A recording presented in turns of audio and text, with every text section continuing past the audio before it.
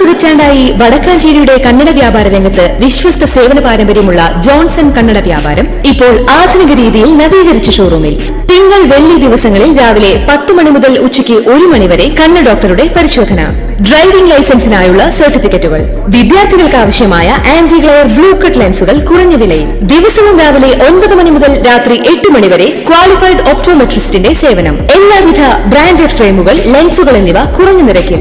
Johnson Kannada വ്യാപാരം, John's tower, divine ആശുപത്രിക്ക് എതിർവശം, Vadakkanchery. Phone 94963474.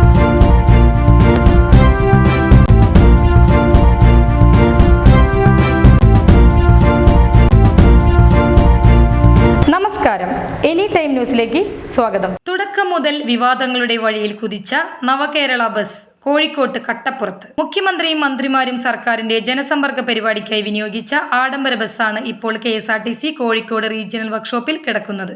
നവകേരള യാത്രയ്ക്ക് ശേഷം കോഴിക്കോട് ബംഗളൂരു റൂട്ടിൽ ഗരുഡ പ്രീമിയം സർവീസ് നടത്തിയ ബസ്സാണ് അറ്റകുറ്റപ്പണിക്കെന്ന പേരിൽ പൊടിപിടിച്ച് കിടക്കുന്നത്. സർവീസ് നിർത്തി ജൂലൈ 21-നാണ് ബസ് റീജിയണൽ വർക്ക്ഷോപ്പിലേക്ക് മാറ്റിയത്. കോഴിക്കോട്ട് നിന്നാണ് സർവീസ് നടത്തുന്നതെങ്കിലും തീരുമാനങ്ങൾ എടുക്കുന്നത് തിരുവനന്തപുരം KSRTC ആസ്ഥാനത്തു നിന്നാണ്. കോടികൾ ചെലവഴിച്ച് വാങ്ങിയ ബസ്സിലെ പ്രധാന സവിശേഷതയായി ഉയർത്തിക്കാട്ടിയ ബാത്റൂം ഒഴിവാക്കി ആ ഭാഗത്തുകൂടി സീറ്റ് ക്രമീകരിക്കുന്നതടക്കമുള്ള പ്രവർത്തനങ്ങൾക്കായാണ് ബസ് വർക്ക്ഷോപ്പിലേക്ക് മാറ്റിയിരിക്കുന്നതെന്നാണ് അധികൃതർ നൽകുന്ന വിവരം. എന്നാൽ പണി തുടങ്ങുന്നതുമായി ബന്ധപ്പെട്ട് പിന്നീട് ഒരു ഉത്തരവും KSRTC ആസ്ഥാനത്തു നിന്നും എത്തിയിട്ടില്ല. അതിനാൽ തന്നെ മൂലയിൽ നിർത്തിയിട്ടിരിക്കുകയാണ്. നവകേരള യാത്ര കഴിഞ്ഞ് ഡിസംബർ 23 മുതൽ മറ്റു സർവീസുകൾക്കൊന്നും ഉപയോഗിച്ചിരുന്നില്ല. ബസ് മ്യൂസിയത്തിലേക്ക് മാറ്റുമെന്ന വിമർശനം ശക്തമായതോടെ മെയ് 5 മുതൽ കോഴിക്കോട് ബംഗളൂരു റൂട്ടിൽ ഗരുഡ പ്രീമിയം സർവീസായി ഓടിക്കുകയായിരുന്നു. ഇതിനിടെ ബാത്റൂം ടാങ്കിന് ചോർച്ചയുണ്ടായി.